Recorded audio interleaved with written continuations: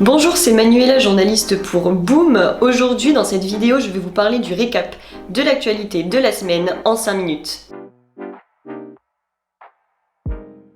La cavale de Thierry Dupin, ancien militaire en fuite, a pris fin ce lundi 31 mai à la mi-journée.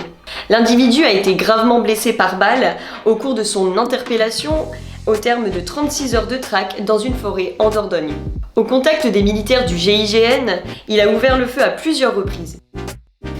L'état de santé du suspect est incertain selon une source judiciaire. Il a été blessé à la gorge par un tir de riposte.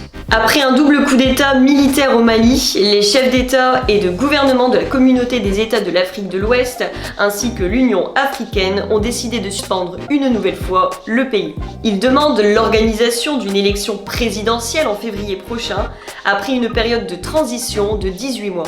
Les autorités maliennes doivent également nommer dans l'urgence un nouveau Premier ministre civil. En Nouvelle-Calédonie, les indépendantistes et les loyalistes sont parvenus à s'entendre ce mardi 1er juin. Lors de négociations à Paris, ils ont trouvé un accord concernant la date d'un troisième et dernier référendum sur l'indépendance. Ainsi, le ministre des Outre-mer, Sébastien Lecornu, a annoncé en Conseil des ministres que cette consultation se tiendra le 12 décembre prochain. Quel que soit son résultat, elle sera suivie d'une transition de 2 ans. Les deux parties ont passé une semaine à la capitale avec le Premier ministre pour préparer concrètement l'après-référendum.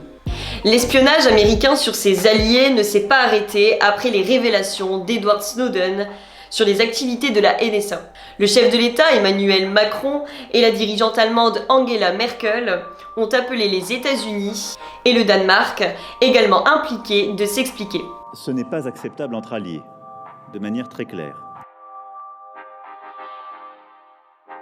Le travailliste Isaac Herzog, 60 ans, a été élu président d'Israël ce mercredi 2 juin par les députés. Autrefois chef du parti travailliste et président de l'agence juive, il devient le 11e président de l'État hébreu. Il remplace Reuven Rivlin à cette fonction largement honorifique selon la chaîne parlementaire. Il a été élu avec 87 voix contre 26 pour son adversaire Myriam Peretz, une éducatrice sans expérience en politique, mais figure populaire en Israël. Une panne massive des numéros d'urgence a touché le pays. Le 15, le 17, le 18 et le 112 ont été injoignables ce mercredi de 18h à minuit. L'opérateur téléphonique Orange a expliqué que ces perturbations étaient liées, et je cite, à une défaillance logicielle dans des équipements critiques de réseau. Au moins 3 personnes sont mortes pendant cette panne, ont rapporté les services de l'État. Une enquête est ouverte.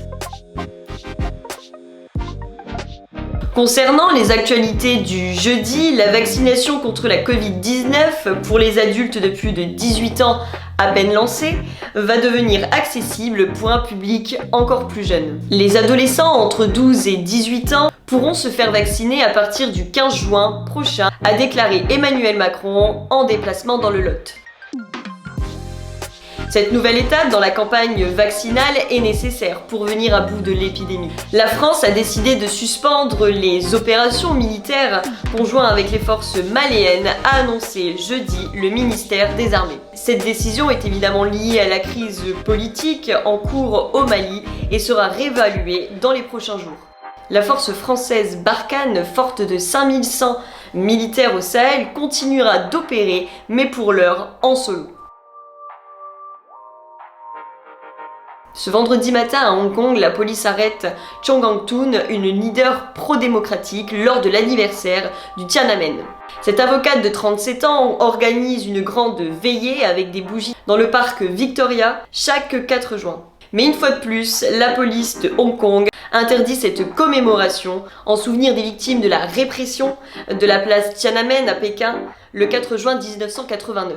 Le secrétaire d'État chargé du tourisme a détaillé les modalités pour entrer sur le territoire français en tant que voyageur étranger. À compter du 9 juin prochain, les Européens vaccinés pourront entrer en France sans test PCR négatif.